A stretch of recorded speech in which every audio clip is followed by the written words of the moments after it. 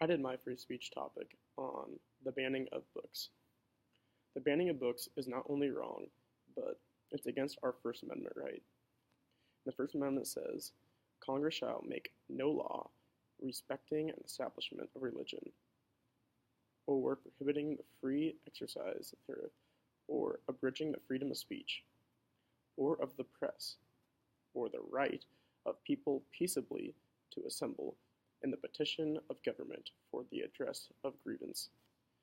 And that's all according to the constitution.findlaw.com. So, back in 2015, John Steinbeck's book of Mice and Men was in the process of being banned in a school in Idaho. Parents were saying that the book's language wasn't right for their 14 and 15-year-old kids, and they were basically singling out the one thing in the book about how compared to the entire thing. For books, we need to look at the entire book rather than just like one little part, which is like a few things in language. And yeah, I agree, some of the language in that was bad, but the school that they were in was a public school. So in the First Amendment, you're not allowed, like public places aren't allowed to ban books.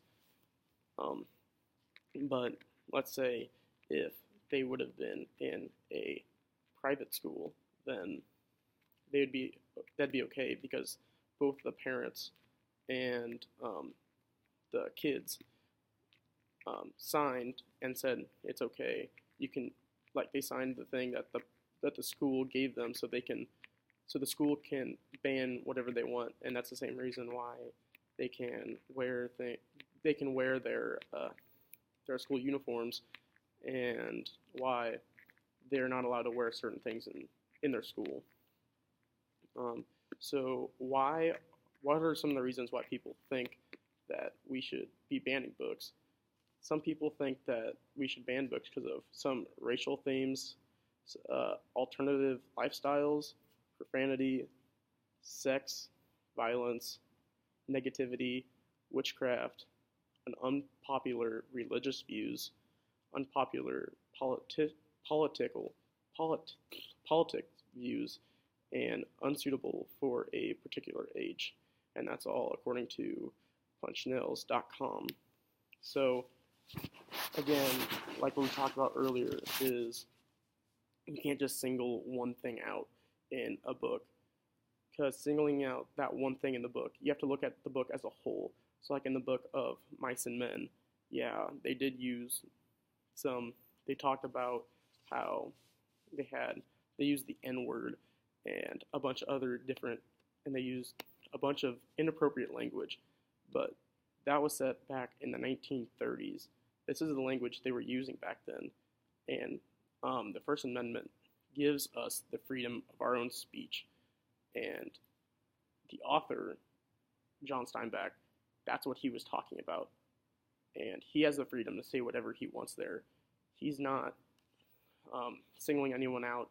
He's not really like saying that anything in here is bad, but he's just using the language that would have been used back in the 1930s to help the readers of that book basically understand how it was like back then. Another book that was just recently tried to be banned was the book To Kill a Mockingbird, and that was in a school in like Mississippi, and parents again were trying to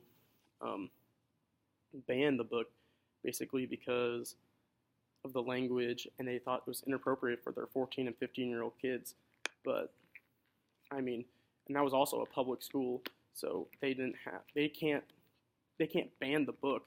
I mean, just because a few people think, oh hey, that book has some bad words in it, I don't want my kid to read.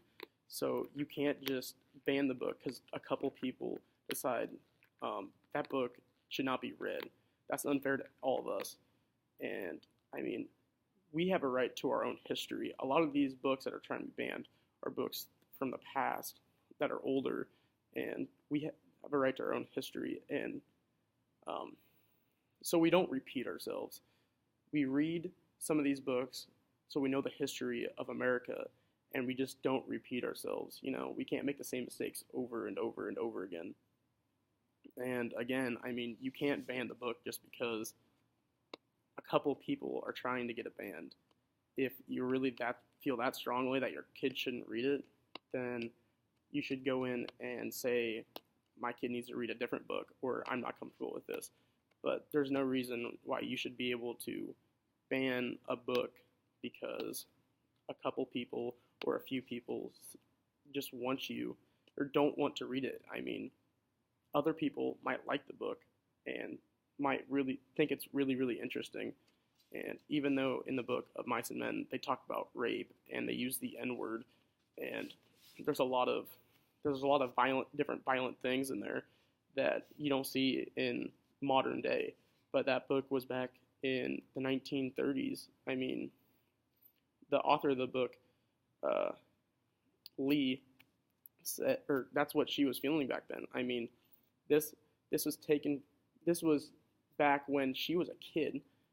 I mean, a bunch of this stuff was happening. So this is exactly what she would have known. This is how she grew up. So she just wrote her feelings, and the First Amendment protects those. I mean, she has the freedom to say and write whatever she wants, the freedom of speech. So the freedom of speech gives us the freedom to just basically write or say whatever we want. And just because a couple people say that they don't like the book does not mean that we should ban it. There's so much that books can offer us in life that we can't just ban it because a few people decide that they don't like it. Because the freedom of speech, the First Amendment, gives us the right to write and read whatever we want.